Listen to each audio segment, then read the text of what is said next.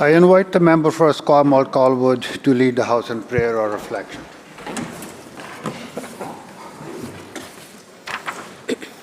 Thank you, Mr. Speaker. Colleagues, as we gather once again in this chamber, I invite us to take a moment to reflect. In Esquimalt Colwood, the sound of the ship's bells, the rhythm of the tides remind us that we are part of something larger than ourselves. Those who serve at sea know that no ship sails safely on the strength of one sailor alone. It takes a full crew, diverse in experience, perspective, and voice, working together with discipline, courage, and respect for one another. The Old Navy prayer says, "Good purpose in our duty, good courage in danger, and good cheer in adversary." These words ring true here as well. We too are called to serve, not through turning of the helm or hoisting of a sail, but through the careful stewardship of the hopes and needs of those in our community. There will be rough seas in the months ahead. There always are. We will disagree on direction, on method, and maybe on pace. But I pray that in those moments, we remember what unites us, a shared love for this province, a shared commitment to the people who call it home. May we find the strength to listen with open hearts, to speak with integrity, and to act with humility. May we seek not victory, but understanding, not division, but progress, not personal gain, but common good. And as we set sail into this new session, may we be guided, as every good mariner must be, by purpose, by compassion, and by the light that remains here with all of us. In the end, be part of the same crew. Thank you.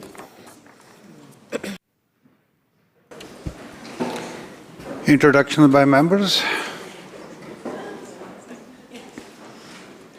Madam Clerk. Oh, sorry. Member for Langley Abbotsford. Honourable Speaker, my beloved 49ers won yesterday. I'm proudly wearing the pin. And also, I know the member from Delta North is also a fan. And speaking of the 49ers, I wanted to, over a month ago, it was my wife's birthday on September 7th. We had the ability to go down and catch the game. Came back the same night, took a ferry to be on committee with also a few members on the other side. And just recently on the 14th, me and my wife celebrated our 9th year anniversary. I just want to give my wife at home a shout out. Courtney, I love you, and you are the heart and soul that makes our family tick. And one other last one, I want to acknowledge the member from Delta North. We had a great conversation in the hallway. He gave me some pointers of having a young family, and I really appreciate that. Thank you very much. Thank you, Speaker.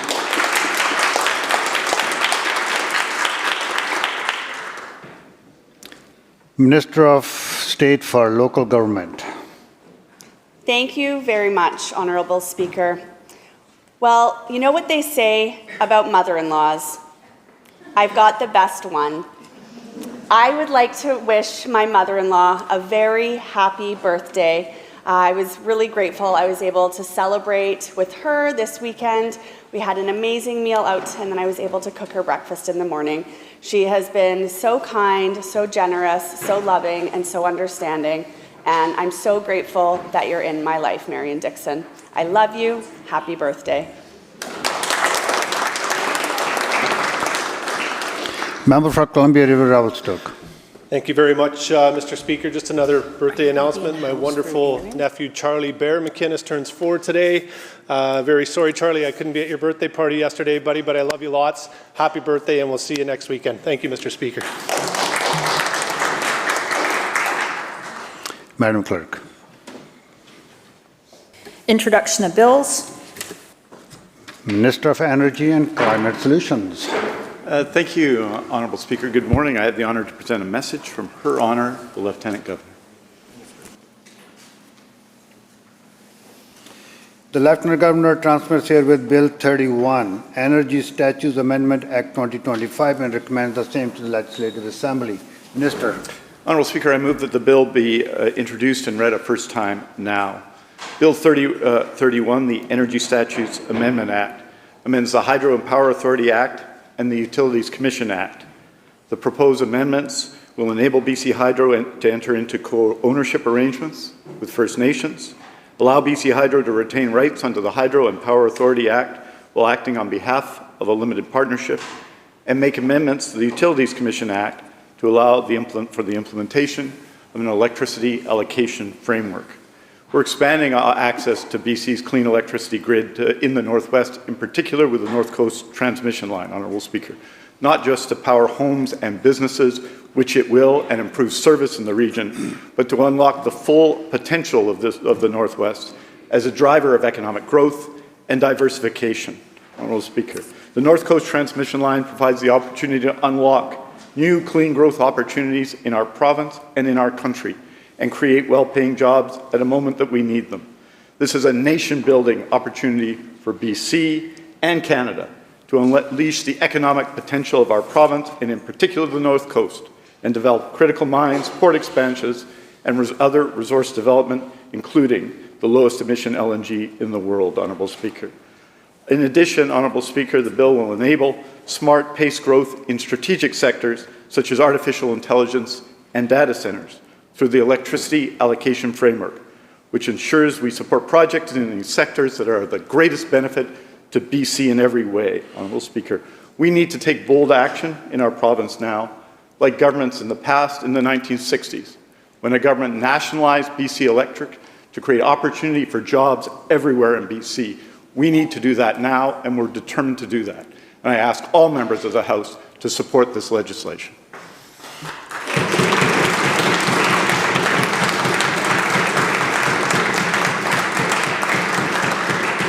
Member, the question is first reading of the bill. All those in favour say aye. Aye. Opposed? Motion carried. Minister. Honourable Speaker, I move that the bill be placed on the orders of the day for second reading at the next sitting of the House after today. You have heard the question. All those in favour say aye. Aye. Opposed? Motion carried.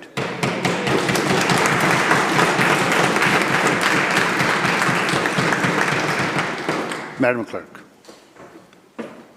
Private members' time. Member for Esquimalt-Colwood. Thank you, Mr. Speaker.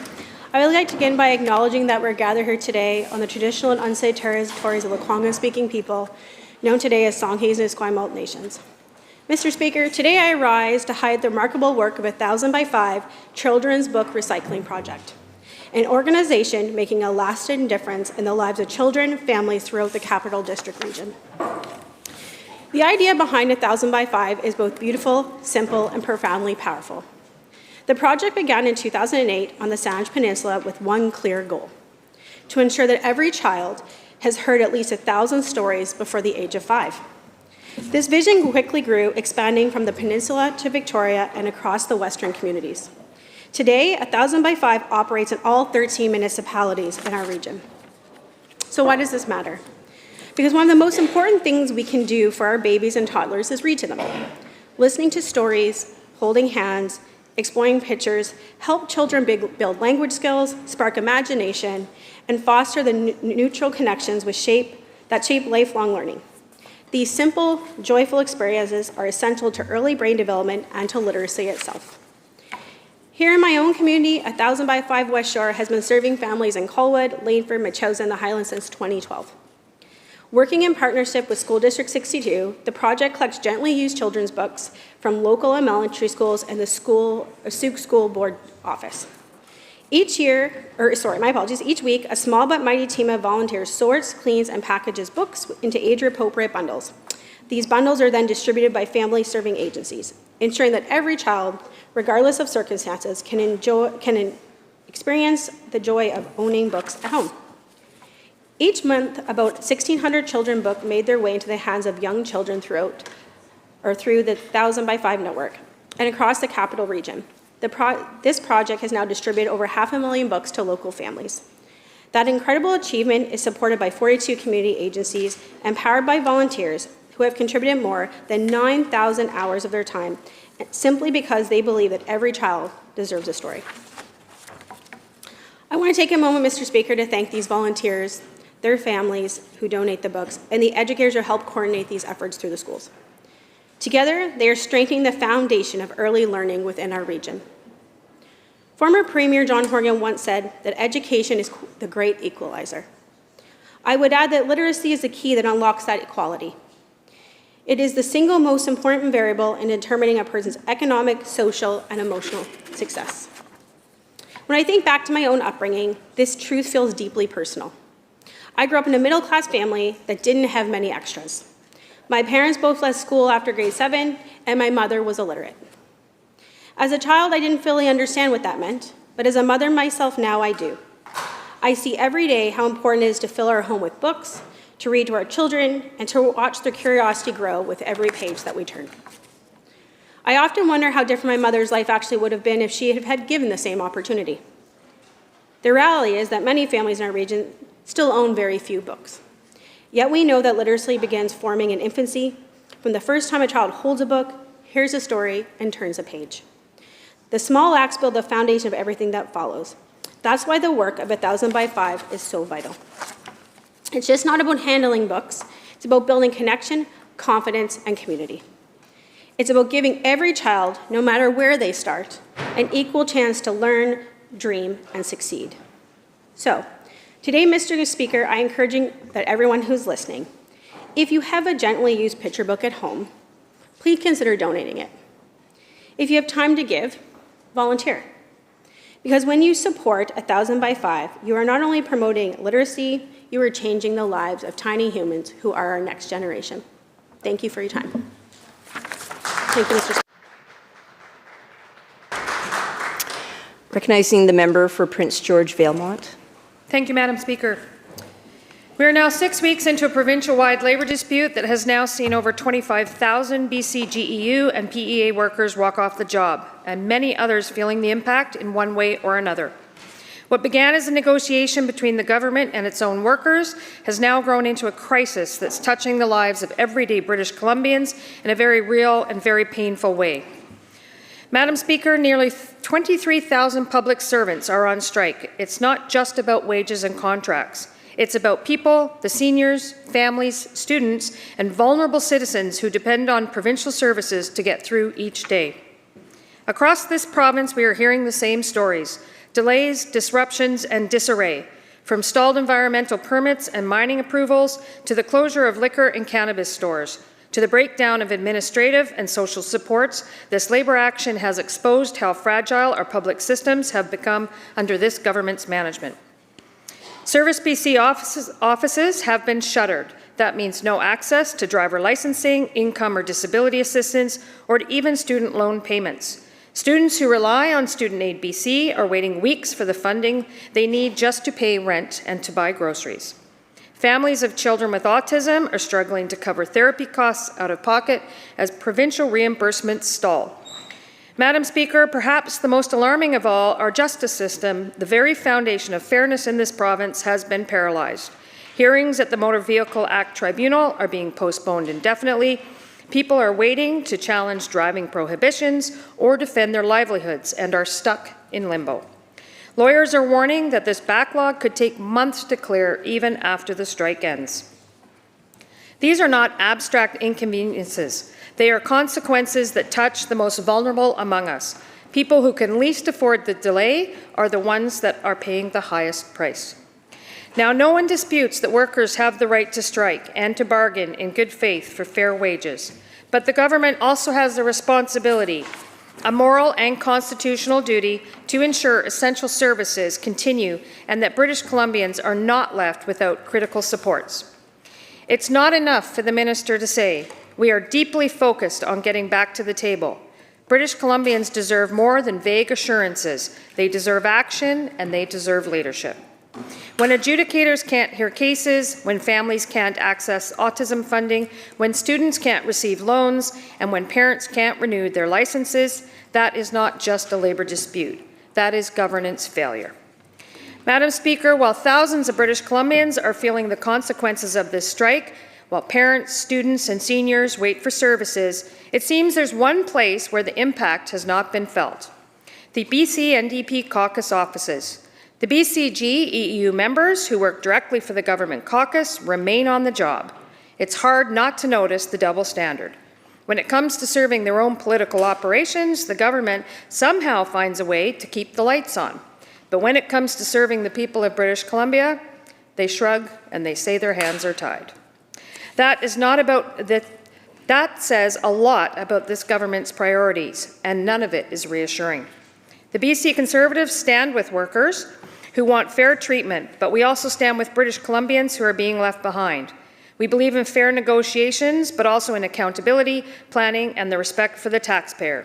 This government's inability to manage labour relations or maintain continuity of essential public services is not just inefficient, it is irresponsible. And it sends a clear message that when things go wrong, it's everyday people who pay the price.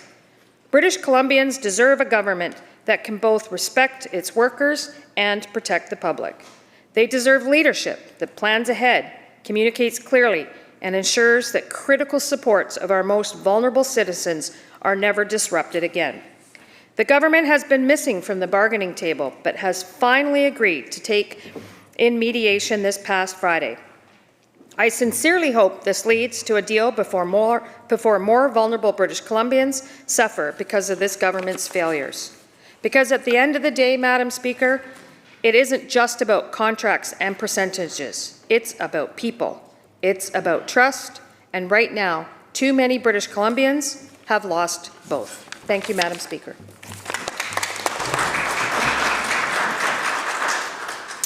Recognizing the member for Surrey City Centre.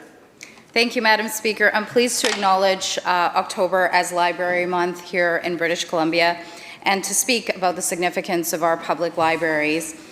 Public libraries are more than just buildings filled with books. They are the heart of our communities. They provide safe, inclusive, and welcoming spaces where people of all ages and backgrounds can access knowledge, learn new skills, and connect with each other. Whether it's a parent attending story time with their child, or a newcomer learning English, a student doing research, or a job seeker updating their resume, libraries are there providing support that truly makes a difference. Madam Speaker, as a young immigrant to this country myself, my local library was my first safe haven. I still remember the calm of the atmosphere, the warmth of the staff, and the endless selections of books and adventures that will transform my life and shape me into who I am today. Here in British Columbia, our library system is one of the most robust in the country. With 71 public libraries, over 250 service locations, 6 federations, libraries serve 99% of our population, and the numbers tell a powerful story. In 2024 alone, 1.9 million British Columbians were active library card holders.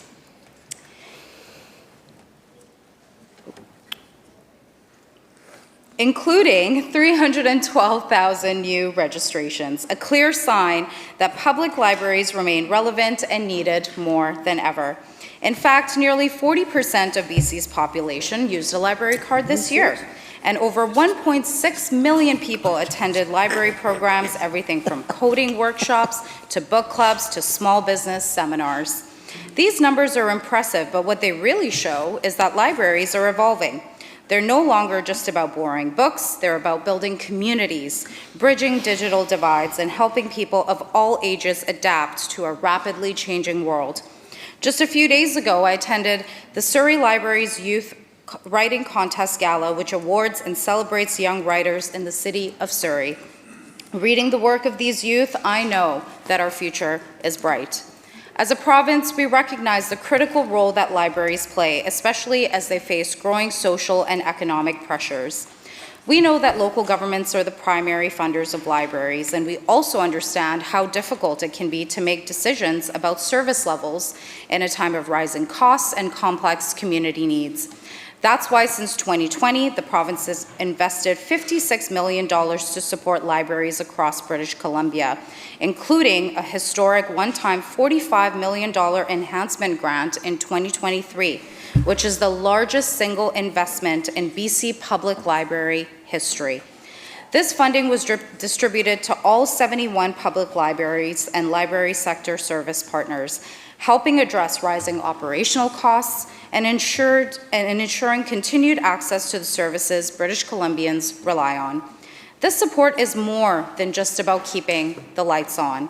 It's about helping libraries do what they do best, and that is to empower people. Provincial funding is being used to expand access to digital resources like ebooks and audiobooks, provide literacy programs, deliver internet and technology access, and support lifelong learning. all of which help individuals build skills, find opportunities, and stay connected in the communities that they love. Additionally, through the $1 billion Growing Communities Fund, communities have been able to invest in infrastructure, including library capital projects, ensuring our libraries can continue to meet the needs of growing and changing populations. Behind every library is a team of staff, volunteers, and library boards who are working tirelessly to serve our communities. We remain committed to working in partnership with library leaders and local governments to ensure that public libraries are not just equipped to survive, but also to thrive. Madam Speaker, libraries are a universal service. They are free, they are for everyone, and they meet people where they are. And importantly, public libraries are a powerful force for equity, inclusion, and resilience. We must continue to invest in them, champion them, and ensure they remain strong, accessible, and future-ready for generations to come. Thank you, Madam Speaker.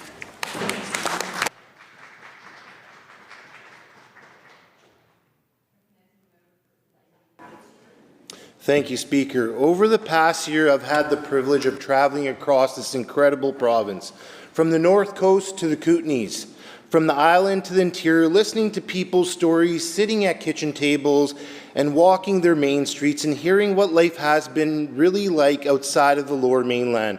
In Prince Rupert, I met people who remember when the town was buzzing.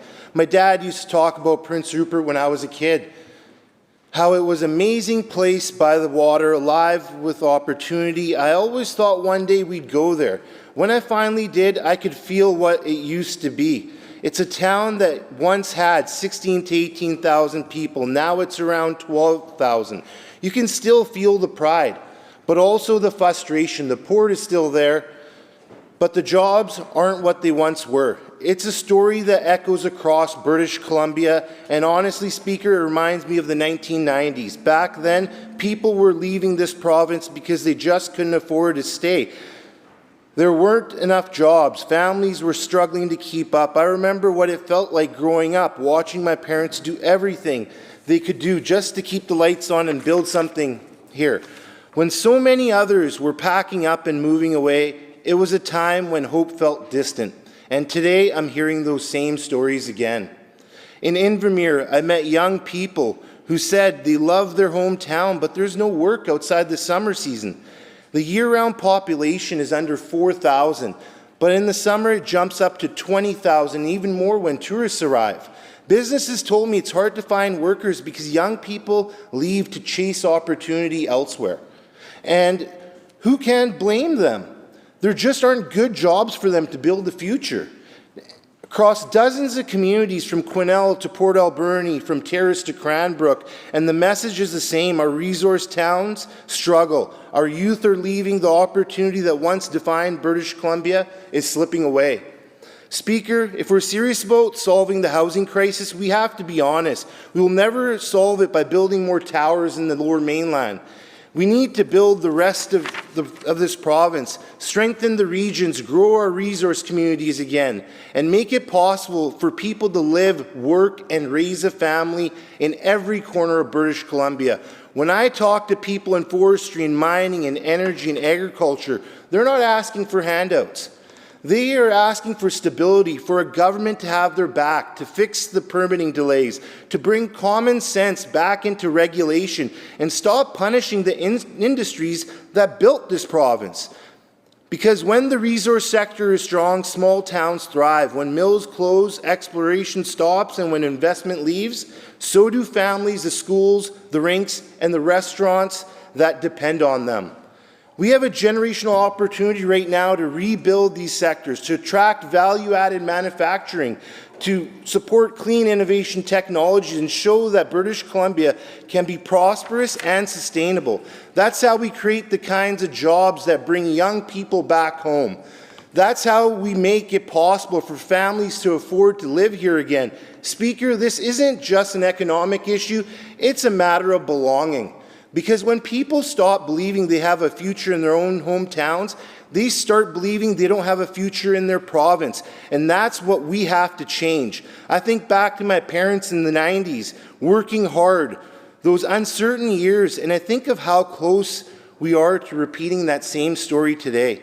People are stretched thin, businesses are struggling, families are wondering if their kids will ever be able to afford a home in the place they grew up.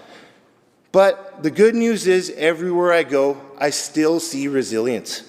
I see communities ready to build if the government is finally willing to listen. So let's show up for them. Let's invest in our resource towns again. Let's make it possible for young people to stay, work, and dream here.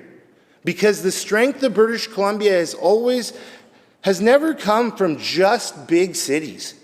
It has always come from the hard-working people who live and build across this entire province. Honourable Speaker, let's make sure they're not forgotten. Thank you.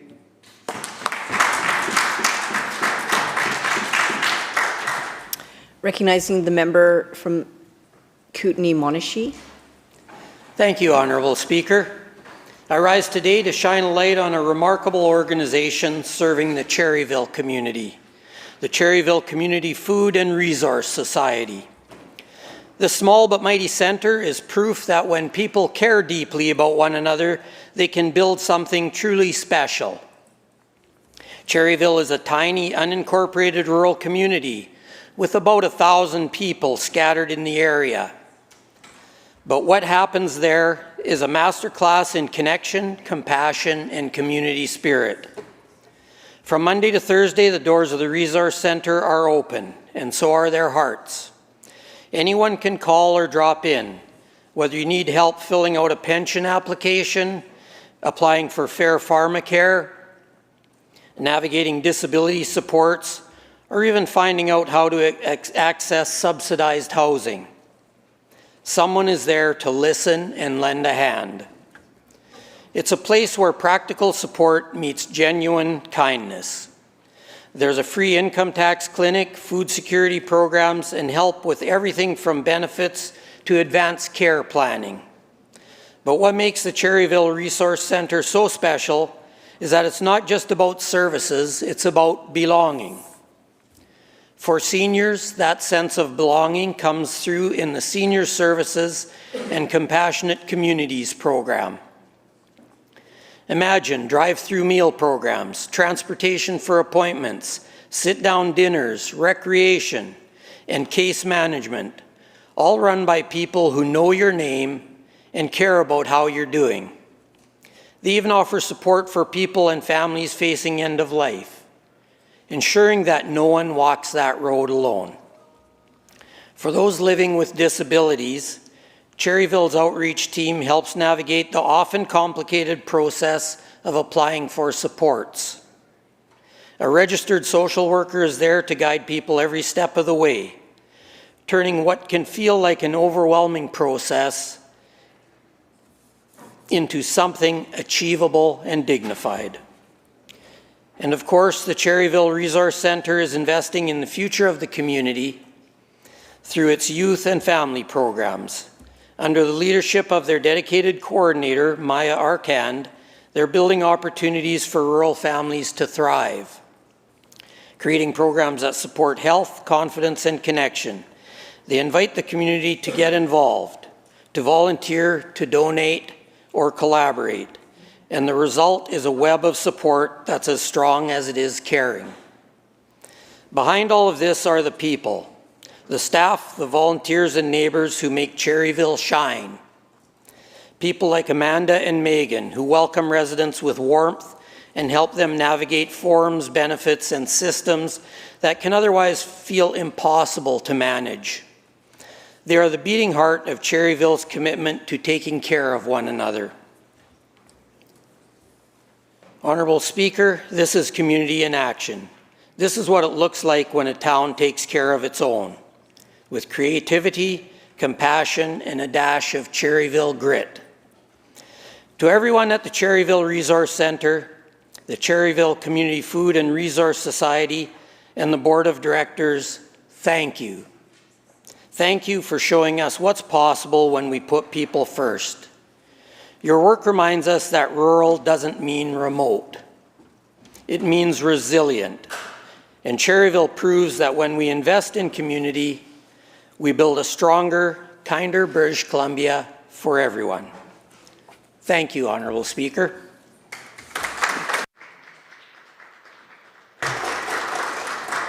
Recognizing the member for Prince George, North Cariboo. Thank you, Madam Speaker. It has been 1 year plus a day since the last provincial election, and a consistent theme I've heard from constituents and stakeholders alike is the neglect from this government to take seriously the power and opportunity rural British Columbia presents. An adage in BC politics is we, rural BC, are beyond hope. This sentiment seems more accurate than ever. As former MLA Cyril Shelford argued, Victoria ignores rural BC at its peril. It's where the money is made. If BC is truly leading the path to a brighter future for all of Canada, that path will be illuminated by the industrious people and businesses of rural BC. These people and businesses can be those pathfinders, blazing a trail for the rest of the province and indeed the country to find prosperity. Prosperity for all means good jobs, healthy communities, and robust services, Madam Speaker. This prosperity is but an illusion if this government continues to ignore the opportunities rural British Columbia presents, whether it be in mining, forestry, LNG, or agriculture, to just name a few. Victoria must get out of the way and let loose the engine that is our resource extraction economy. Give us the tools to do the job and cut out the barriers of bureaucracy that are impeding economic growth. Forestry is under attack, and we have heard this from this government that the attack has come from afar. However, this government has failed to acknowledge the attack from within. Economic threats from the United States are real, yet after nearly a decade of obstruction and failure on the forestry file by this government, it fools no one, Madam Speaker. Long before the United States presented additional headwinds with duties and tariffs, our forestry sector has pleaded with this government to act. Mills closed, workers lost their livelihoods, workers lost their abilities to support their families, families lost their ability to support their communities, and communities have lost their identity as proud members of a foundational industry in this province. And for nearly a decade, this government has made it harder to cut, haul, process, and survive. Madam Speaker, deeds are what's needed here, not more time-wasting exercises like the Provincial Forest Advisory Council. No more stalling. Stakeholders like First Nations, businesses, workers, unions, and ecological, environmental, and biodiversity experts were here long before the Provincial Forestry Council, and they will be here long after this government's mandate ends. The necessary actions are clear, Madam Speaker.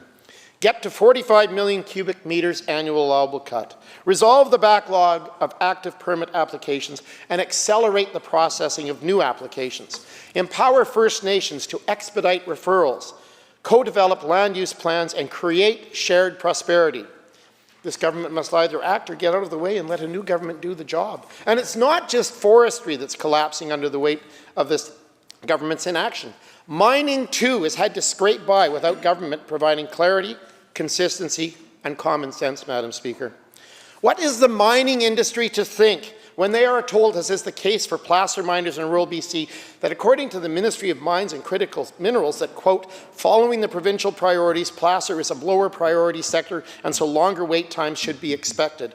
This dismissive attitude towards yet another foundational industry in this province is offensive and does not serve to empower rural BC to lead both our province and our country to brighter days.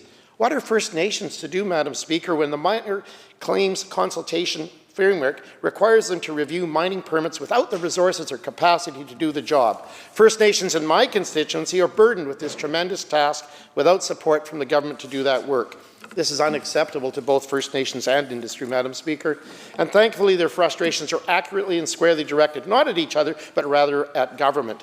What are we all to expect when the government wavers between fixed and prospective permitting timelines only to fail in both cases? Resource extraction and development need well-maintained roads and bridges with broad lanes and reliable driving conditions. It means support for alternative routes and clear commitments to road quality and the safety of the public. Equipment must get to the forests and mines on our highways, and the resources extracted need to get to the ports on the trucks and trains. Where is the province in keeping the roads strong and the rail lines open?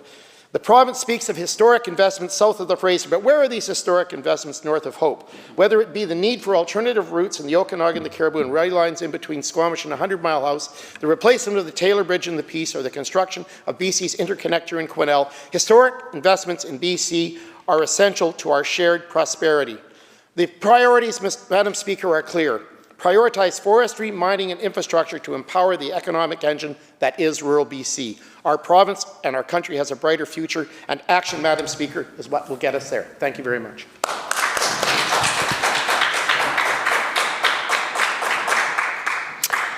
Honourable members, according to the order paper, we will consider Bill number M210, entitled Korean Heritage Month Act, as reported complete without amendment from the Select Standing Committee on Private Bills and Private Members' Bills. Recognizing the member for Burnaby South Metrotown. Thank you, Honourable Speaker. I move that Bill M210, entitled Korean Heritage Month Act, be concurred in at report stage.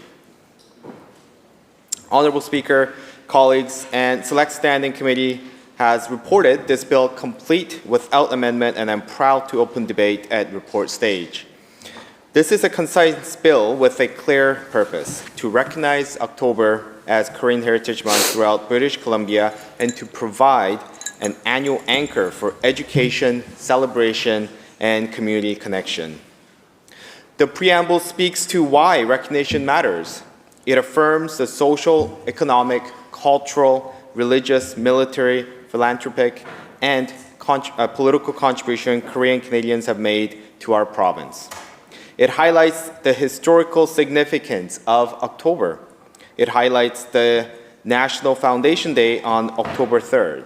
And it frames this month as an opportunity to coordinate events that remember, celebrate, and educate future generations. At committee, we heard a consistent message. A named month is not symbolic fluff. It's a practical infrastructure. Schools can plan curriculum, libraries can schedule exhibitions, municipalities and community groups can plan with a predictable date in mind. This bill is enabling, not prescriptive. It imposes no new costs and creates no red tape. It simply sets the table so communities can gather. As someone who immigrated to BC, stocked shelves in my parents' corner store, then served as a police officer and lawyer, I've seen how visibility builds trust. A senior is more likely to report a crime when they believe their language and culture is understood. A child is more likely to thrive when they see their family's story reflected in public life. And as Parliament Secretary for Trade and a former president of the North Road BIA, I know cultural bridges become trade bridges. The relationship we nurture in October often become partners in November. So colleagues, concurrence at report stage affirms that we have examined the bill and found its purpose sound. I've invited members to support this step so we can move promptly to third reading, and this October give classrooms and communities the certainty they need to celebrate, learn, and build together. Thank you, Speaker.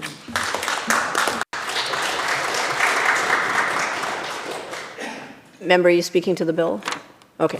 Recognizing the member for Cowichan Valley. Thank you, Madam Speaker.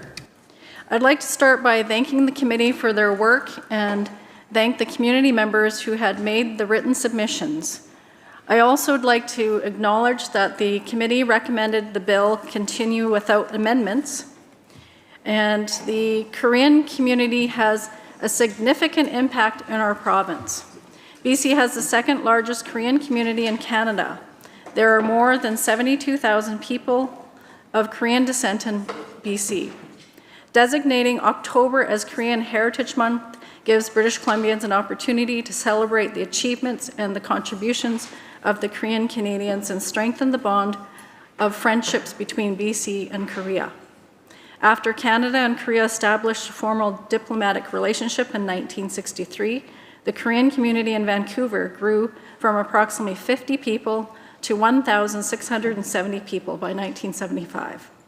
Another trailblazer was Jing Kim, who started Vancouver's first Korean food store in the early 70s, located at the Main and 18th Street. The store was named Samuel, which means New Village. By mid-70s, Kim opened the city's first Korean restaurant, New Seoul, and later another Korean Gardens. Soon, more Korean businesses followed in the Kingsway area, including food shops and later computer and video store, and even a credit union. By the late 90s, the Korean business community needed more space, and in 1998, with the opening of Honnam Supermarket, and forgive me, I'm bad with pronouncing things, so please forgive me, the supermarket on Burnaby side and North Road. The area now known as Koreatown began to shape. Joining the neighborhood were more stores, restaurants, and offices for lawyers, accountants, doctors, and dentists, and other professionals. The area is now a vibrant cultural hub for a Korean community and the key piece of the mosaic that is in Metro Vancouver. The Korean community in BC makes their mark throughout the year with a wide variety of events and celebrations. The annual Korean Cultural Heritage Festival is in the Lower Mainland is now on its 22nd year of bringing people together to enjoy many facets of Korean culture, from Taekwondo to K-pop, the traditional music and dance. Korean community dance takes place in October at the Koreatown Center in Hannan Village with music, food, and dance, and more. And thank you, Honorable Speaker. Food connects us, so that's all I have to say. Thank you.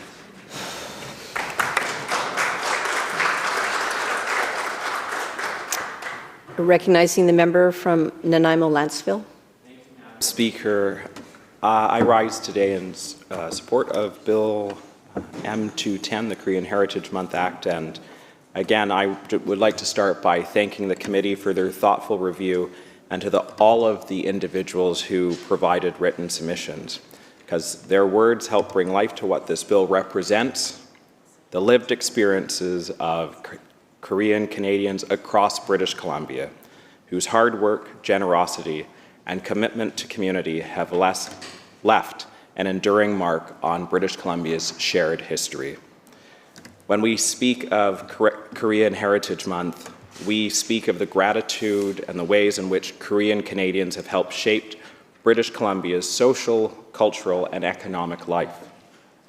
From Vancouver's vibrant Korean community in the West End, along North Road in Burnaby and Coquitlam, home to small businesses that employ thousands, to faith communities that provide comfort, belonging, and outreach across the Lower Mainland and Vancouver Island. The impact of Korean Canadians is woven throughout the fabric of British Columbia's history and Canadian history, and it's one that we ought to acknowledge, and I'm glad that we're doing this today. We see it in education, in the leadership of professors at the University of British Columbia, Simon Fraser University, and Vancouver Island University, and even my own community, who are advancing global research in engineering, business, and the arts. We see it in healthcare and doctors and nurses who serve patients with compassion in large communities and small. We see it in the arts, from the Korean Cultural Heritage Society's annual Korean Festival in Burnaby to local music, film, and food festivals that bring people together and foster understanding. And my colleague mentioned it earlier, that food does bring people together. And we see it in public life, in Korean Canadians serving as community organizers, volunteers, advocates, helping newcomers, supporting seniors, and mentoring the next generation. And I have to say, Madam Speaker, we are fortunate that this bill was moved through the committee stage without amendment. And I think that speaks volumes to the work of the committee and also the importance of this particular bill. So I am very honored to be able to speak to this report stage, and I look forward to the work that we continue to do and seeing this bill receive royal assent. Thank you, Madam Speaker.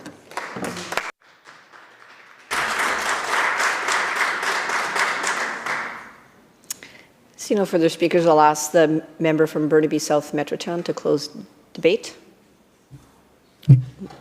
Do we have another speaker? Recognizing the member from Maple Ridge East. Speaker, today I rise to support Bill M210, Korean Heritage Month Act. I want to say that in support of this bill, I do have many Korean friends, and at the same time, I also enjoy eating Korean food, especially their grilled meat and the hot pot soup. I have visited the Korean superstores in Port Coquitlam, in Langley, and in New West. And very recently, in June of this month, for the first time, I visited Korea.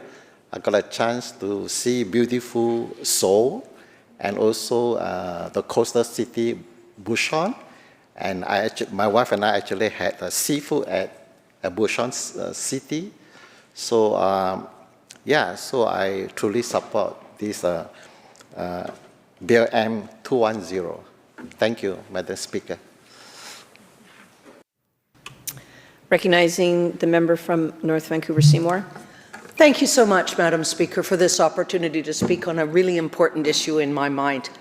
When we live in British Columbia, we have incredible diversity of so many different cultures, and we are so very fortunate to have that. I am lucky. I'm in the role of the parliamentary secretary that works, is the liaison with the Consular Corps. And so I get to meet all the consuls general and honorary consuls from the different parts of the world. And I've had the opportunity on a number of occasions to be interacting with the Korean consul general, who is very much engaged in being part of British Columbia and representing his country here, representing the Korean diaspora here, and making sure that the folks that are here are well represented back in Korea as well as promoting trade between our two nations and between our provinces and our nations, which is really at this point in time very important and very much appreciated, the things that are becoming more and more available across the Pacific. The other thing that comes to mind when I think about the Korean Heritage Month is meeting with the Korean veterans. I have the opportunity every August to go to the service that is put on at the Korean Memorial that recognizes the Korean War, Canada's contribution and service there. I actually, when I started in the reserves, there were a number of people. I'll ask you to wrap up because you've got about 30 seconds to wrap up. Oh, I'm terribly sorry, Madam Speaker. Let me finish up. To my mind, the Korean Heritage Month Act is something we really want to get behind. It shows diversity, that we support diversity in British Columbia, yet again, that we're working in the various different areas, and I think it's a very terrific bill. So thank you so very much, Madam Speaker. And now the member for Burnaby South Metrotown closes debate. Thank you, Honourable Speaker. So colleagues, thank you for this thoughtful debate. Let me close with 3 quick points before the question is put. So first, clarity. The bill contains a single operative clause October is Korean Heritage Month throughout British Columbia. It's supported by a preamble that sets out the community's contribution and the significance of October. That precision is deliberate and effective. And second, capacity. This is an enabling recognition. It signals to schools, municipalities, and civil society that the legislature welcomes programming, but it does not mandate expenditures or create new administrative burdens. Communities already doing the work gain a stable annual focal point. And third, cohesion. While we honor Korean heritage today, we also signal to Thai, Vietnamese, Singaporean, Malaysian, Indonesian, and many other neighbors that recognition expands the circle. It never shrinks it. A province that names and celebrates one story becomes safer for all stories. So with that, I respectfully ask members to pass the motion at report stage so we can proceed to third reading. Thank you. Members, the question before the House is that Bill number M210, entitled Korean Heritage Month Act, be concurred in at report stage. Those in favor say aye. Aye. Those opposed say nay. Motion is carried. Motion is carried. Honourable members, the House will now proceed to third reading of Bill number M210, Korean Heritage Month Act. Member for Burnaby South Metrotown. Honourable Chair, I move third reading of Bill M210. And Honourable Speaker, third reading is where we ask a simple question. Does this bill advance the kind of British Columbia we want to build? And I absolutely believe it does. The core of this bill is straightforward. October is Korean Heritage Month throughout British Columbia. The preamble explains why Korean Canadians have strengthened our province in every sphere. October carries historical meaning for Korean people, and an annual month creates a platform to remember, celebrate, and educate. What does that look like on the ground?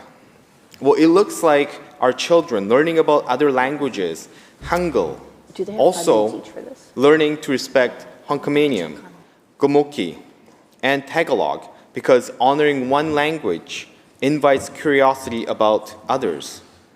It also looks like library hosting a film night on Korean Canadian history and partnering with an Indigenous storyteller for a conversation about belonging. It looks like small business on North Road welcoming new customers who come for a culture and return for the community. This bill also resonates with my own story. I came here as a child immigrant, worked in my family's small business, and later served as a police officer and lawyer. And on patrol, I saw costs of invisibility, elders reluctant to ask for help, victims uncertain that they would be understood. Recognition is about inclusive and caring. When people feel and seen, they participate, report, volunteer, and get involved in their community, and lead. Now, we all can't do all this alone. We have seen Senator Yona Martin and former MLA Jane Shin and Coquitlam City Councilor Steve Kim, who paved the way for new Korean lawmakers like myself. And as Parliamentary Secretary for Trade, I also see the strategic value. Cultural diplomacy paves the road on which trade and investment travel. Our relationship from community festivals to our sister province ties with Gyeonggi Province in Korea help BC businesses connect to partners across the Pacific. A predictable month of cultural programming strengthens those people-to-people link that precede every deal and every student exchange. And importantly, witnesses at committee reminded us that naming one heritage invites others in. Today we recognize Korean heritage. Tomorrow, we amplify the stories of Thai, Vietnamese, Singaporean, Malaysian, Indonesian, and Latvian neighbors. Recognition is a renewable energy and resource. The more we share it, the more it grows. So, honorable members, third reading is the legislature's final word. By passing this bill, we will give communities a dependable anchor each October, and we will equip educators and organizers to plan with confidence that we will tell every newcomer child that their story belongs in our collective story. So I urge all members to support third reading of Bill M210. Thank you.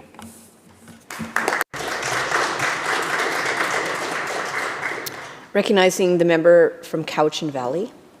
Thank you, Madam Speaker. I get to continue on my further on my speech from earlier about Korean food, also getting a chance to shine at the annual Dumpling Festival, which brings together many culinary cultures united by their love of dumplings.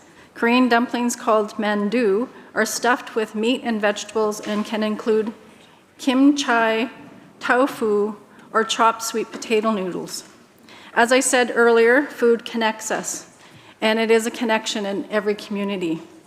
I miss the World Festival in my community, where the Multicultural Society put love and care into having everyone included in our community to make different foods from different cultures. The society is an important place for our residents.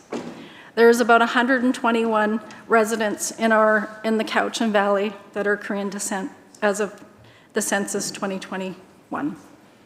October is chosen as Korean Heritage Month because October 3rd marked National Foundation Day. The day celebrates the foundation of the first Korean state of Gojoseon by the legendary King Dangon in 2333 BC. It is traditionally considered the date of creation of the modern Korean state. Following Korean liberation in 1949, National Foundation Day was officially declared a national holiday. It is an opportunity for Koreans to not only celebrate, but to remember their history, pay tribute to the past, and look forward to the future. BC and Korea enjoy a strong two-way trade relationship and extensive business connections. Our trade relations with Southern Korea total billions every year, including sectors like natural resources, agri-foods and seafood, international education, technology, and tourism. The Canadian-Korean Free Trade Agreement is Canada's first free trade agreement with an Asian country. It covers all aspects of Canada-South Korea trade, including trade in goods and services, investments, government procurements, non-tariff barriers, environment, and labor corporations. Since the CKFTA came into force in 2015, BC has seen more gains in exporting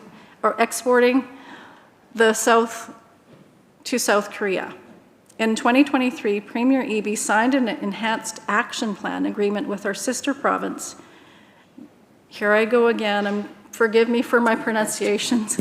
Gyeonggi province to strengthen cooperative on clean tech and clean energy to address climate change. As a global trade war threatened our economy, now is a crucial time to deepen our bonds with the trade partners of our outside of the United States. BC is Canada's gateway to the Pacific. This comes with unique opportunities, but also as responsibility. We can do our part for Team Canada by working with strengthening and diversifying our relationships with partners in South Korea. And I also wanted to acknowledge that there are students in the House, and welcome. And I just wanted to say we're passing a bill on Korean Month. So this is what we're talking about right now. So Thank you, Honourable Speaker. I will take my seat now.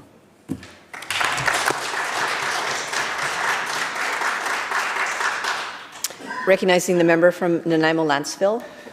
Thank you, Madam Speaker. Again, very, very proud to support Bill M210, the Korean Heritage Month Act. When we speak of Korean Heritage Month, we speak about the gratitude of Korean Canadians have helped shape British Columbia's social and cultural and economic life. There are many, many acts that demonstrate the leadership of Korean Canadians in British Columbia. And the story of Korean Canadians in our province is one of determination. It is one of renewal. From early immigrants, like my parents who arrived here in Canada with few resources but boundless hope, to second and third generations who are redefining what it means to be both proudly Korean and proudly Canadian. By designating October as Korean Heritage Month, we are doing more than just recognizing culture. We are reaffirming the values that have made British Columbia strong: perseverance, family, service, and unity. And for a little insight about me, when it comes to music, I'm a K-pop fan. Thank you. I'm a big fan of Night Tempo, a South Korean future punk producer that has some groovy blends. So I highly recommend anyone who is willing to go take a look to go find out what that group does. Let me tell you, the music is phenomenal. Furthermore, this bill also celebrates the growing friendship between British Columbia and the Republic of Korea. Ours is a partnership of shared democratic ideals, innovation, and mutual respect. Korea is now one of our province's key trading partners in technology, clean energy, and education. And people-to-people ties have strengthened through exchange programs, cultural events, and community initiatives that connect us across the Pacific. There is a saying, a Korean saying, that the ground hardens after the rain. It reminds us that from challenge comes strength, that adversity can deepen our resolve and make our foundation more secure. That spirit of resilience has defined the Korean-Canadian experience, and it speaks to the very character of British Columbia itself. But inclusion is not something that happens by accident. It is a choice to see one another, to listen, and to celebrate the many threads that make up our shared history and story in British Columbia. By passing this bill, we make that clear choice. To every Korean-Canadian family, from Vancouver to Nanaimo, from Burnaby to Prince George, this bill sends a simple but powerful message. Your story matters, your heritage matters, and you strengthen us, and your future is part of ours. So, Honourable Speaker, I am honoured to stand in support of Bill M210, and I would also like to thank my colleague for bringing forward this tremendous legislation that we should all be proud of as British Columbians. So let October be a month to celebrate food, art, language, and cultural traditions of Korean Canadians. But also let us ensure that this month reflects on the kind of province that we are building, one that recognizes that when we lift up another's cultural heritage, we lift up our entire province. Thank you, Madam Speaker.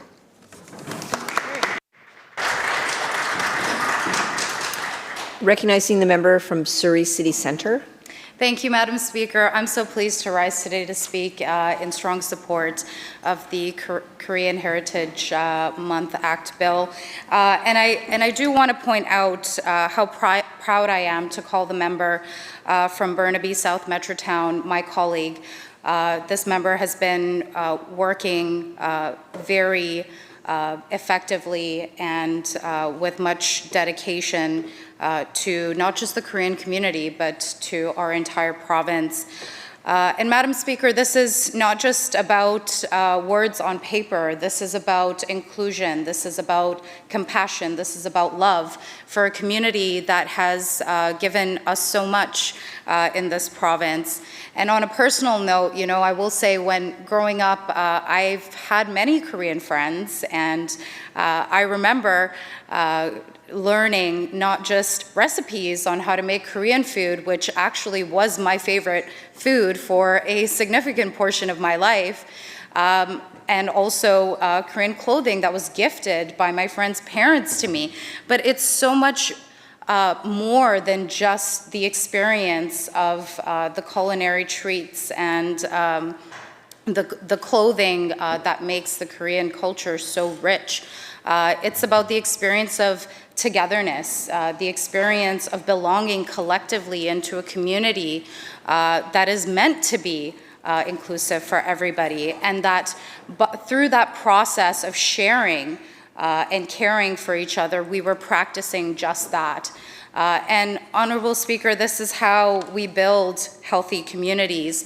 I can just reflect on my community in Surrey City Centre and the broader Surrey community, where you know, our Korean community and elders do so much work to give back to our communities. There are multiple Korean churches in my community, multiple seniors groups that do not-for-profit work in my community, helping the most vulnerable, and also specifically assisting newcomers into this country and making them feel as welcome as they would have liked to feel when they came to this province.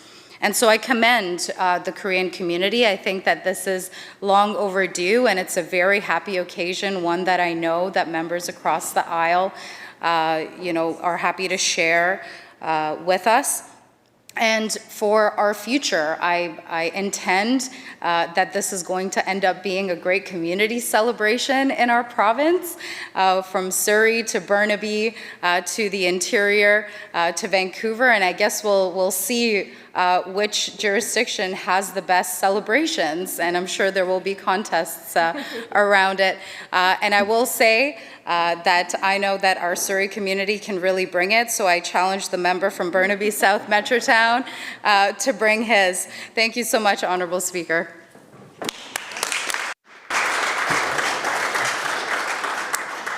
Recognizing the member from Coquitlam-Ottawa. Thank you so much, Honourable Speaker. You got 2 minutes, about 2 minutes. 2 minutes, thank you. I am truly pleased to be able to offer my support, and I am grateful to all of my colleagues for canvassing the big reasons why we support this bill and the MLA from Burnaby Metrotown.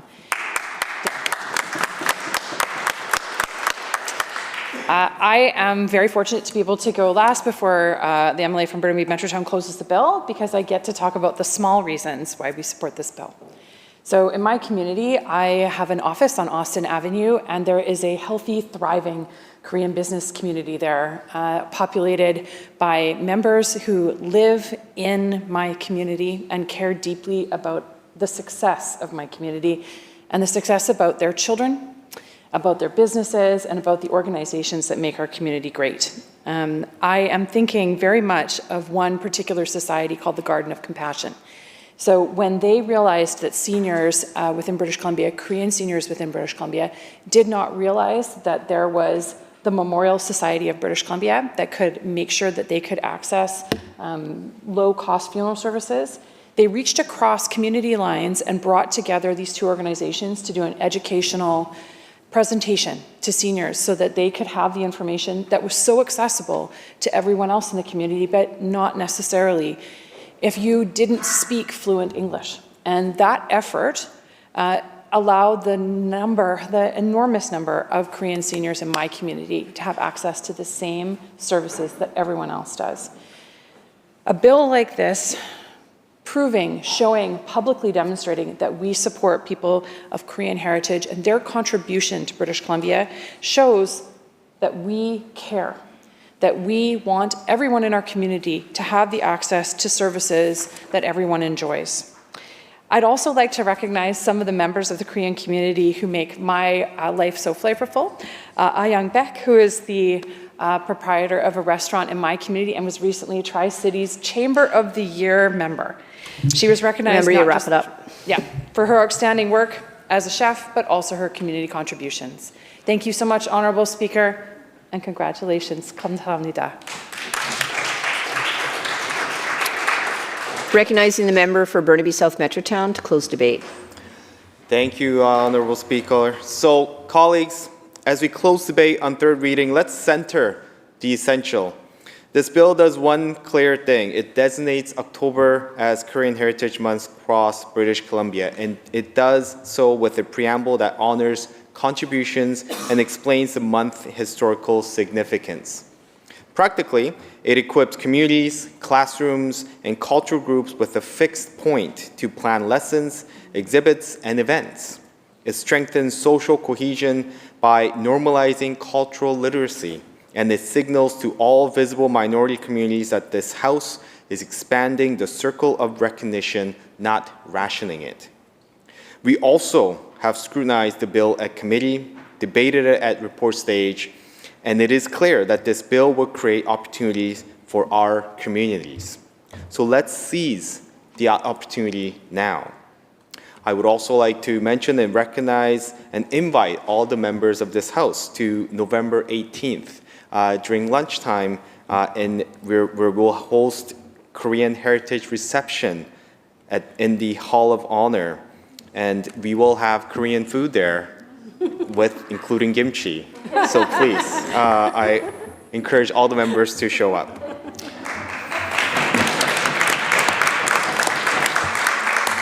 So I respectfully ask the House to pass the bill M210 at third reading so that this October we can celebrate resilience, teach our shared history, and build the kind of British Columbia where diversity is not merely tolerated, but legislated, celebrated, and leveraged for the common good.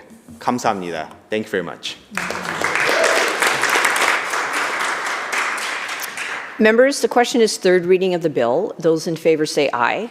Aye. Those opposed say nay. The motion is carried.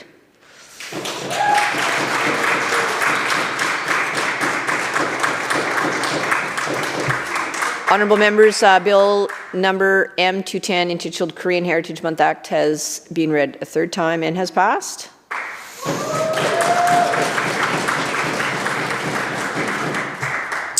Honourable members, according to the order paper, we will look to the member for Richmond Queensborough to move second reading of Bill number M213, entitled Drug Use Prevention Education in Schools Act. Member.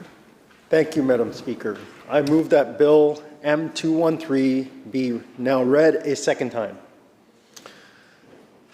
I rise today to introduce second reading of Bill M213, entitled Drug Use Prevention Education in Schools Act.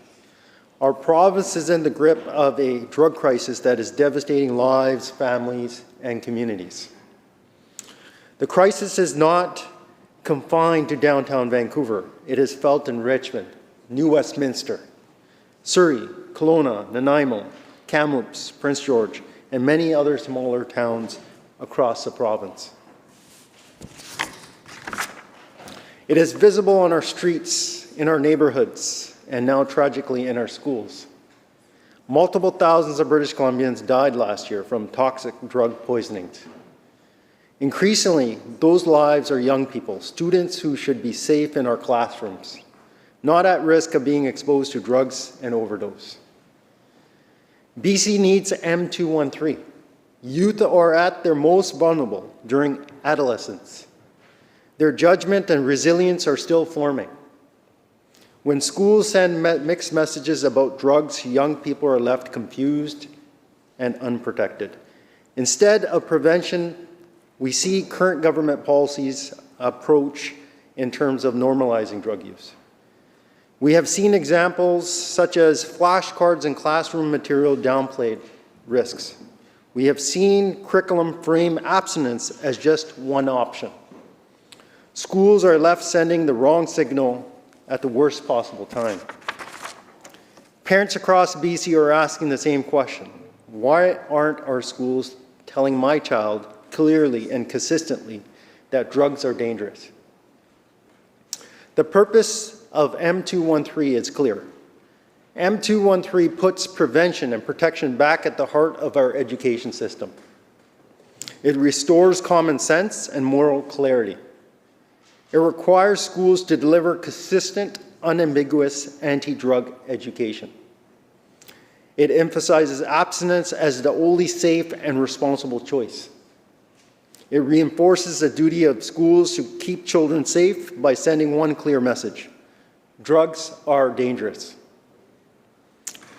Bill M213 will mandate a prevention-first curriculum in every school across British Columbia.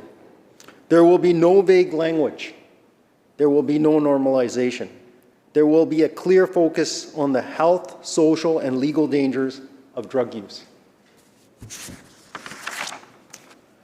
M213 will require schools to display anti-drug messages prominently in classrooms, hallways, and common spaces. M213 will provide annual prevention education sessions for both students and parents, ensuring consistency between home and school. M213 will re-stigmatize drug use in schools, restoring the principle that drugs are not safe, not normal, and not acceptable. And I clarify that this stigmatization of drug use will be used for children who have never tried drugs to help keep these children away from drugs. This stigmatization is not about judging or shaming those who struggle with addiction. It's about protecting young people who are still drug-free and ensuring they stay that way. We've seen many examples of many tragedies and examples that where M213 could have helped. There was an incident in Kamloops. A father lost a 17-year-old son to fentanyl poisoning. The boy thought he was taking a prescription pill from a friend. That one pill killed him. He didn't need to be told about safe supply. He needed a strong prevention message that drugs are deadly. There was also another concern out of Burnaby. Parents discovered classroom material that presented abstinence as just one option amongst many. One mother asked, "Why is my teenager being told that using drugs can be normal? Parents deserve better." There was an incident in Nanaimo. Flashcards were handed out in a local school-sanctioned event, depicting safe supply with bright colors and friendly illustrations.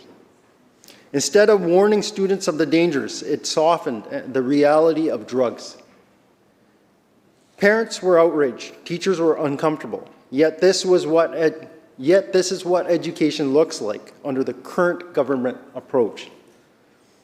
These examples are some examples amongst countless other examples that we have seen in recent history in this province. These examples show why prevention must come first. When schools blur the message, the results are confusion, risk, and sometimes tragedy.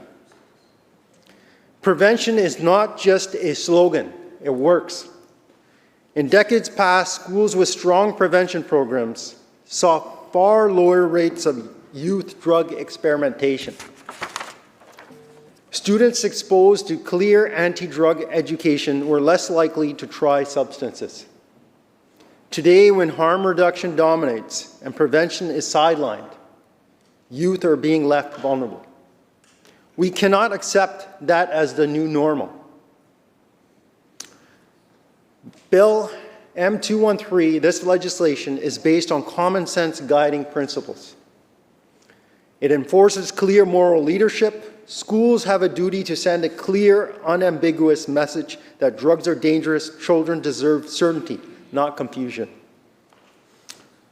M213 re-stigmatizes drug use for drug-free children, children that have not experimented. And we need to keep it this way, that children stay away from drugs.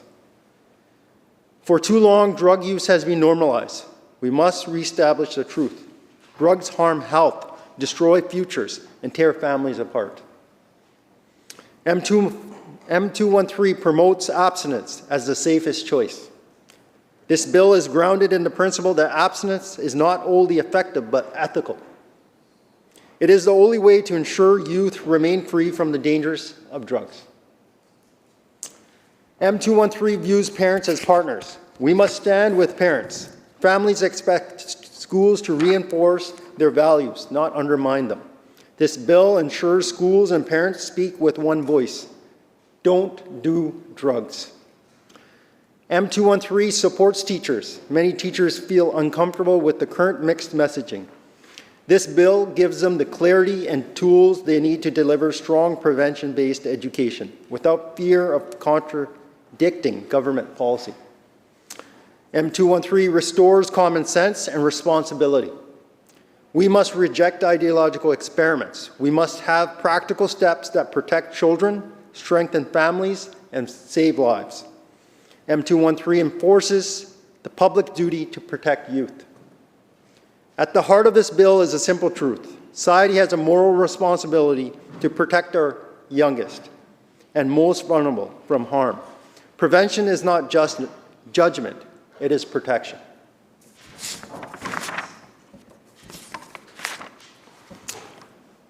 Madam Speaker, in conclusion, this bill is about protecting the next generation of British Columbians. It is about making sure every child hears the same message at school as they do at home. Don't do drugs. It is about preventing tragedies before they happen, rather than managing them after the fact. It is about restoring confidence for parents, clarity for teachers, and safety for youth. To every student in BC, this bill sends a united message. Drugs are dangerous. Abstinence is the safest choice. Prevention saves lives. I urge all members to support Bill M213. Let us put children first. Let us restore prevention as the cornerstone of our schools. And let us stand together in protecting the future of our province. Thank you.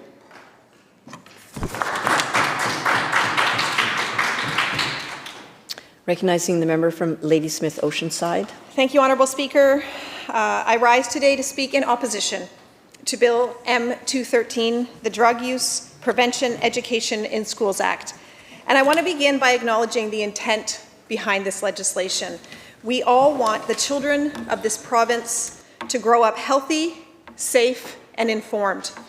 As a parent, as a former secondary school teacher, as a former school trustee, I fully support the goal of protecting youth from the harms of substance use, but I believe this bill takes a misguided and potentially harmful approach that could do more damage than good.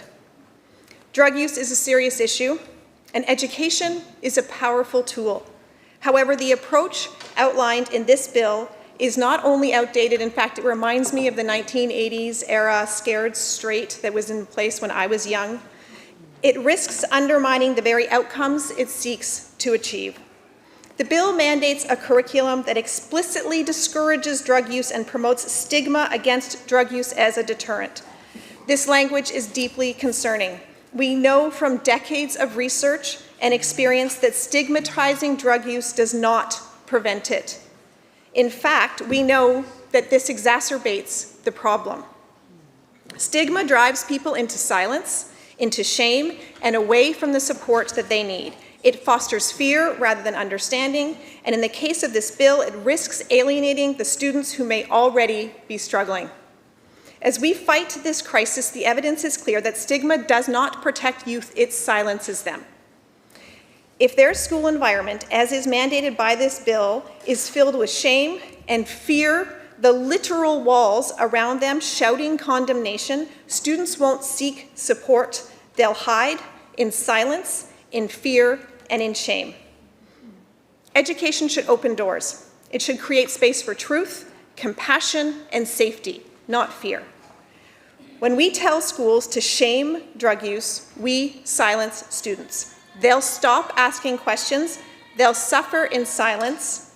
Speaker, we have learned at tremendous human cost where stigma leads in this province, to people dying alone and afraid to asking for help. Why would we continue this legacy with our youth? One of the strengths of our education system is the flexibility and local autonomy within the system to reflect local priorities. Schools in Kelowna, Prince Rupert, East Vancouver, and Ladysmith face different realities. Indigenous communities, in particular, deserve culturally responsive, community-led approaches, not a single message written in Victoria mandated by someone from the Lower Mainland. Another strength of BC's public education system is our government's commitment to consultation when considering any broad-based changes, because this government knows that when we consult, when we work with the local and professional expertise in the system, we get thoughtful and relevant education. So we consult with First Nations, with teachers, with support staff, administrators, boards of education, superintendents, parents, students. There is no evidence of consultation in this bill, zero. And let's talk a little bit about what BC is already doing in schools to further justify why this bill is not necessary. This government cares deeply about students and their well-being, as well as teaching them about the impacts of substance use and supporting their lived experiences, and we are already taking steps to address substance use. BC's world-renowned curriculum, which is also used in other Canadian jurisdictions, already incorporates age-appropriate learning about substance use, including the negative consequences of drug use embedded throughout. From the earliest grades, students learn about substances and their effects, about risk, and about how to make healthy choices. By the time they reach high school, the curriculum includes content on psychoactive substances, addiction, and decision-making skills. The level of prescriptive content and the focus on stigma and shame promoted in this bill does not align with BC's modern pedagogical approach to education.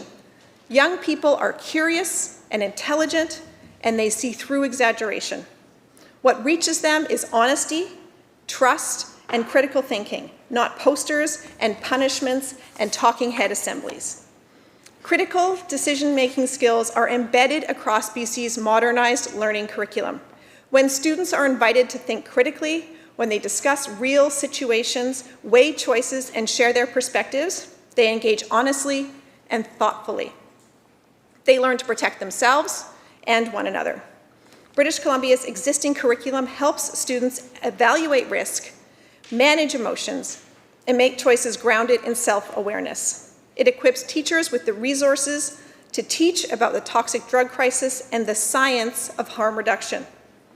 The BC curriculum is designed for teachers and counselors and support staff to meet students where they are with evidence-based supports that they actually need. The curriculum is already doing its job. The Drug Use Prevention Education in Schools Act has a compassionate name, but it discards evidence-based approaches in favor of outdated messaging that oversimplifies the complex realities faced by students and staff in schools today.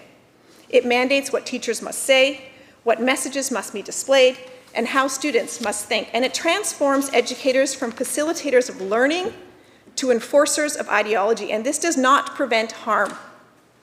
It breeds disengagement and mistrust. This bill replaces thoughtful, age-appropriate education with a prescriptive, top-down program that today's youth will see right through. That is not education. It is moral instruction that does not align with modern educational theory and practice, as well as evidence-based approaches to substance use education. Because we believe in modern, evidence-based harm reduction strategies, this government is also taking steps to engage communities and wrap supports around students when and where they need them.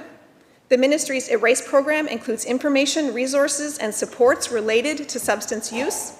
The ministry offers free virtual training sessions for parents and guardians on talking with youth about substance use.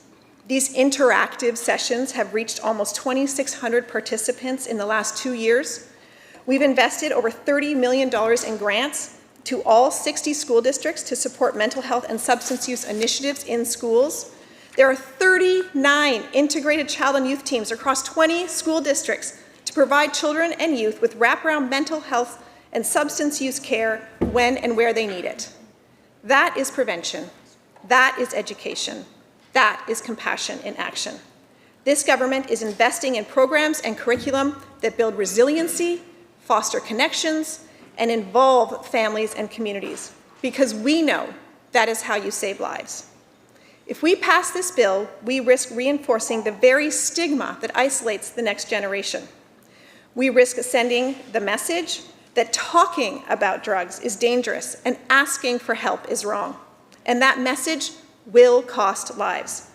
A stigmatizing approach is not supported by research and has the potential to do harm. We know that schools must be safe, caring, and inclusive communities where every student is welcome and supported, and that's what this government is focused on. I cannot support legislation that threatens to erode care and replace it with fear. Honourable Speaker, this bill may have good intentions, but its approach is outdated and deeply flawed.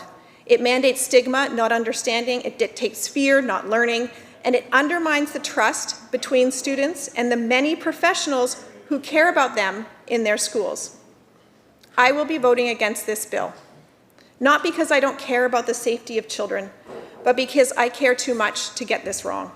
And the evidence is clear that this is not the way. The answer isn't to double down on fear. It's to use our world-class public education system to build trust and compassion and connection, because that is what the youth of BC deserve: the knowledge, the confidence, and the empathy to make their own safe and informed choices.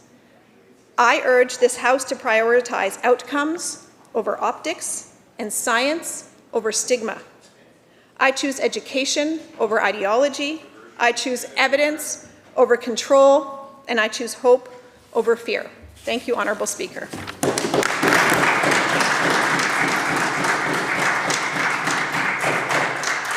Recognizing the member from Columbia River Revelstoke. Thank you so much, Madam Speaker. It's a tremendous honor to support my friend and colleague with his Bill M213, Drug Use Prevention Education in Schools Act. I'm ecstatic to speak in support of this bill, Madam Speaker. And I'm also flabbergasted that the government is speaking in opposition to this. This legislation is not intended to replace anything. This is intended to make drug use prevention education in schools more robust. We seem to be at an ideological divide here in this House when it comes to toxic drug use. As we hear members in government talking about how stigma is bad, we've seen deaths from toxic drug use go absolutely through the roof. So us as members of the opposition are not prepared today to be lectured on how that ideology somehow seems to be working. Member, can I ask for leave? We have a member who wants to introduce the school. Absolutely. Okay, is leave granted? Thank you very much. Recognizing the member from Wanda Fuqua-Malahat. Thank you, Madam Speaker. It is my honor to introduce to the House the students and their teacher, Jeff Trapp, from St. John's Academy, Shawnigan Lake. Let's give them a warm welcome.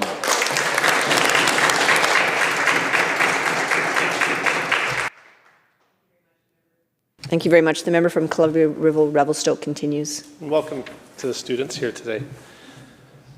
Madam Speaker, as I said, this is intended to supplement and support what is already happening in schools, which is not enough, in my opinion. My last job, I was an acting principal in a high school. And the most difficult conversations you can have with a parent when their child has been caught with drugs or caught using drugs on the premises is with parents trying to explain what happened and being looked in the eye and parents telling you you could have done more. as somebody they put their trust in to support their children. This legislation, Madam Speaker, is very, very simple. It ensures every child in every classroom in this province receive the same strong, unwavering message. Drugs are dangerous, and our young people deserve to be protected from them. It's that simple. Section 2 of this bill is clear about its purpose: consistent anti-drug messaging in all BC schools. Mandating drug use prevention education further within the curriculum. Madam Speaker, I've been a teacher for 15 years. And although teachers dabble at times into the harms of drugs, and our local health nurses do the best that they can to come and support children, it's not enough. We are in the middle of a public health crisis with toxic drugs. This bill will only support educators in providing the message that drugs will kill you.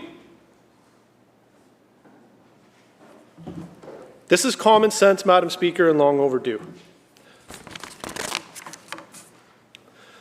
In Section 3 of this legislation, the Minister of Education is to ensure that within 6 months of the Act taking effect, the drug use curriculum explicitly discourages drug use and focuses on the negative health, social, and legal consequences of those choices. Now, I fail to not understand, Madam Speaker, what's wrong with that messaging. Our children need clear moral and practical guidance, not mixed messaging. Madam Speaker, this government feels like kids can just guide along their way in their formative years and make their own informed decisions. It's much more complicated than that. Kids need support. And drug use prevention education is one of those tools that we can use with this legislation. This is not intended to be an onerous, top-down, heavy, added piece to our already overworked, busy teachers in the system. There will be clear resources created at the ministry level, which teachers can then deliver in the classroom. There won't be tremendously burdensome time constraints on teachers to deliver this curriculum. As a former educator, I know that clarity and structure empowers teachers to focus on what they do best, which is connecting with students to make a difference.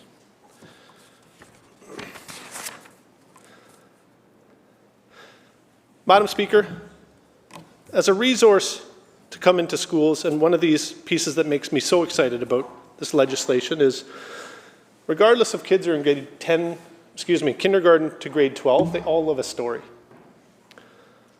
We need to have more people coming into schools talking about drug use prevention education. If I may, the last time I was in a school, we had a wonderful speaker come. You can look him up. His name, he went by the Creature. And the Creature was a man in a wheelchair who had suffered a terrible accident. He talked to children about making several wrong choices, including the use of drugs and alcohol, which resulted in a car accident, killing his best friend, and making him a paraplegic. Madam Speaker, you could have heard a pin drop in front of those 650 students in the auditorium. We need to provide more of these opportunities in the school, not take them away because it stigmatizes drug use. Madam Speaker, the reality is illicit drugs are disproportionately affecting First Nations. Why on earth are we not looking at legislation just like M2213 to further support our Indigenous education student support workers in schools to provide preventative education starting in kindergarten to the harmful effects of drugs? What could go wrong with providing more of this education? Because clearly in society, Madam Speaker, whatever the government has done over the last 10 years isn't working.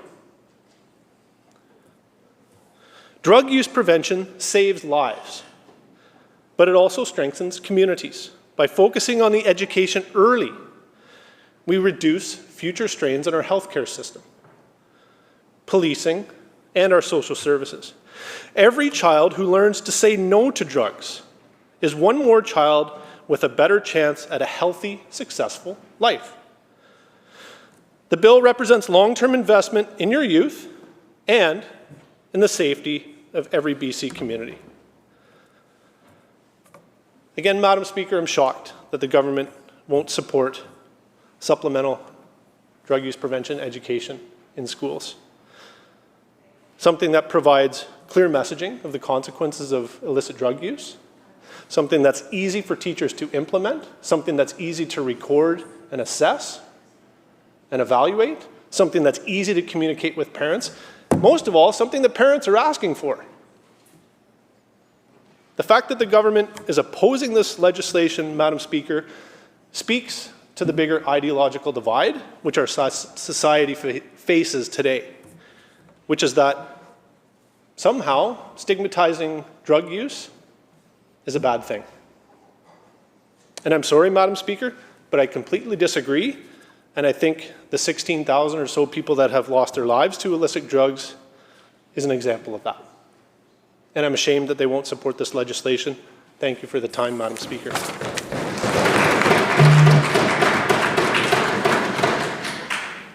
Recognizing the member from Nanaimo Landsville. Thank you, Madam Speaker. I want to begin by acknowledging what every member of this House shares, a deep and sincere concern for our children, our families, and the communities that hold us together. Each of us has seen the pain that addiction can bring, parents who've lost sons and daughters, students who've lost classmates, and families that quite never recover. Protecting young people from pain, that is something that every one of us believes in. But good intentions, Madam Speaker, do not always make good law. The bill before us confuses education with instruction. It seeks to replace understanding with obedience, to legislate fear as a teaching tool. It assumes that promoting stigma will deter behavior. But that approach has been tried before, and history tells us that it does not work. We cannot frighten young people into wisdom. We cannot shame them into safety. Madam Speaker, every parent wants their child to be safe. Every teacher wants their classroom to be free from harm. But this bill crosses a line that should give all of us pause. It asks government to take on a role that belongs to families, teachers, and communities. The shaping of conscience and character. When we allow the state to dictate what moral lessons children must learn, we weaken the very institutions that make those lessons meaningful. Margaret Thatcher once said, "There is such a thing as society. It's just not the same thing as the state." She was right. Society is not government decrees or bureaucratic programs. Society is the quiet work of families sitting around kitchen tables, of teachers who see the hurt behind a student's silence, of neighbors who check in when their neighbor is struggling. That's where prevention begins, not in legislation, but in relationships. Our role as lawmakers is not to replace those bonds with bureaucracy, but to strengthen them, to make sure families and educators have the resources and trust to reach young people before crisis occurs. Ronald Reagan put it just as plainly, families stand at the center of society, so building our future must begin by preserving family values. If we truly want to protect young people from the harms of drugs, that is where we start, by upholding the strength of families and the fabric of community.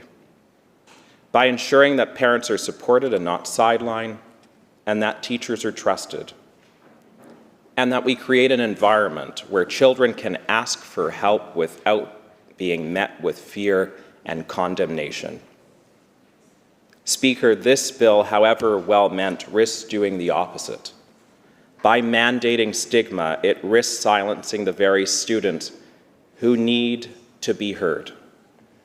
By If we look at the definition of stigma, stigma is negative attitudes, beliefs, or behaviors about people. Stigma includes discrimination. Stigma includes prejudice. Stigma includes judgment. And stigma includes stereotypes. By subscribing one-size-fits-all messaging, it strips educators of their professional judgment. And by relying on slogans rather than supports, it risks substituting appearance for impact. And we know better. We know that addiction is not born of ignorance alone. It's born of pain, of loneliness, of trauma, and disconnection. The antidote to those things is not shame, it is belonging, Madam Speaker. It's compassion. It's the sense that someone believes in you even when you have stumbled. That belief cannot be printed on a poster or legislated into curriculum. It has to be lived in families, in classrooms, in communities that care. And Madam Speaker, prevention, real prevention, is not loud. It does not shout through fear. It does not work. It works quietly through trust. Prevention without stigma teaches young people to make decisions rooted in self-respect, not self-doubt. It gives them the confidence to reach out before crisis strikes. And that's what our education system should be nurturing. So yes, let's protect our children, Madam Speaker. Let's confront addiction with courage. But let's do it wisely by empowering those closest to them. Let's invest in school counselors, youth mentors, mental health supports, and let's strengthen the networks that already hold them up. And let's build a society that teaches through care, not coercion. For these reasons, I cannot support Bill M213, not because I reject its purpose, but because I share it. Protecting children demands more than slogans. It demands partnership between government and family, between schools and community, between compassion and responsibility. And that's how real prevention happens. So let's equip our young people with knowledge, not fear, and let us never mistake stigma for strength, because the strength of a society is measured not by how loudly it shames, but by how deeply it cares. Thank you, Madam Speaker.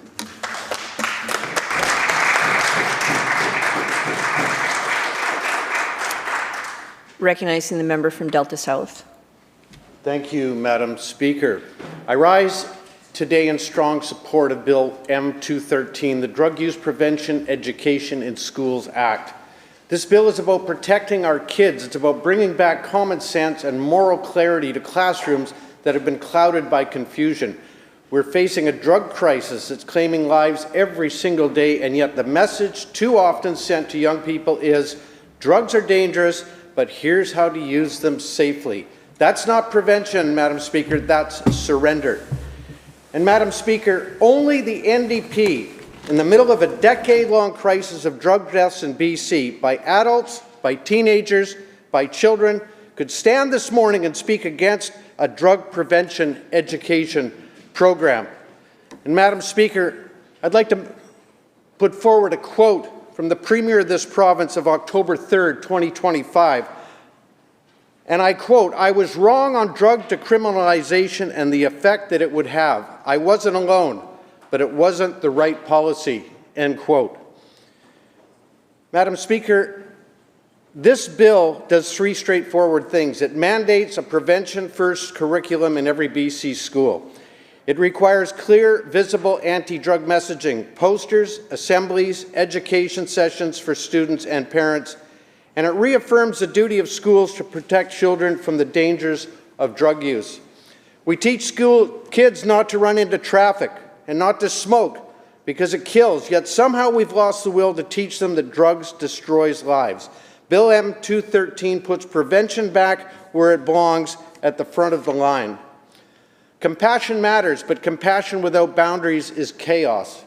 Right now, we have classrooms using flashcards to destigmatize drug use. Government-endorsed materials telling kids that some people use drugs safely. That's not progress. That's recklessness dressed up as empathy. Bill 213 flips the script. It tells our schools and our kids drugs aren't normal. They're not safe, and the only sure protection is abstinence. It replaces moral confusion with moral clarity. Since 2016, over 14,000 British Columbians have died from toxic drugs. Every one of those numbers is a life, a son, a daughter, a friend. Research shows that if a young person can avoid drug use until age 21, their chances of lifelong addiction plummet. Prevention saves lives long before harm reduction ever enters the picture. Yet our government keeps pushing safe supply, while our schools shy away from saying, don't start. That's backwards. This bill ensures that every student hears the truth before they become another statistic. Yes, we must re-stigmatize drug use, and let's be clear, we're not shaming people in recovery. We're protecting those who haven't gone down that road. We stigmatize drunk driving and smoking because it saves lives. When we destigmatize drug use, deaths skyrocketed. Compassion turned to permissiveness. Some stigma is healthy. It signals danger. Bill M213 restores that necessary social guardrail. This bill also mandates annual education sessions for both students and parents. Parents want schools to send one message, not two. They want clarity, not ideology. Teachers, too, need clear direction, not fear of offending the latest policy fad. This legislation empowers them to speak with confidence.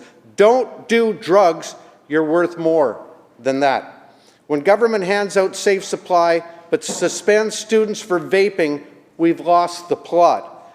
When the curriculum says all choices are valid, we abandon responsibility. Bill M213 restores balance. Drugs are dangerous, abstinence works, protecting kids isn't controversial, it's our duty. Critics will say this is a return to the war on drugs. Wrong. It's a stand against the war on reason. They'll say you can't scare kids straight. Maybe not, but you can tell them the truth. We don't soften the dangers of drunk driving or lung cancer, and we shouldn't soften the dangers of fentanyl and meth either. Mr. Speaker, we can't keep sending mixed messages. Don't do drugs, but here's how to use them safely. Are you kidding me? You can't ride both horses in the same parade. Bill M213 is about choosing a side, the side of prevention, parents, and kids. Let's stop normalizing destruction and start teaching protection. This legislation brings back clarity, courage, and common sense. Let's pass it and give BC students a fighting chance at a safer, stronger future. Thank you, Mr. Speaker. Noting the honourable member, would you like to adjourn the debate? In the hour, Mr. Speaker, I'd like to adjourn the debate. Member, you heard the question to adjourn the debate. All those in favour say aye. Aye. Opposed? Motion carried. Government House Leader. Thank you. Thank you, Honourable Speaker. I move that the House do now adjourn. You heard the question. All those in favour to adjourn the House say aye. Aye. Opposed? Motion carried. This House stands adjourned until 1:30 p.m. today.